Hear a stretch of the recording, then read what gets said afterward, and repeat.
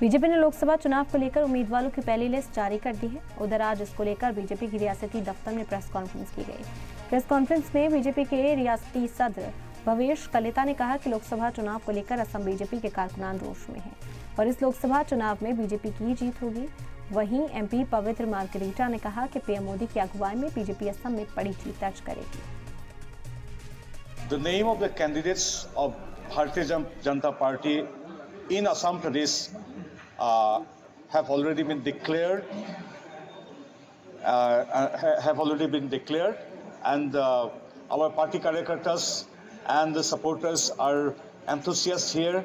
They are already in the ground for encouraging our supporters, people in general. So we are in an election mood, and we are sure to win almost all the seats of Assam, because people of Assam always believe in Narendra Modi ji and the ideology of BJP.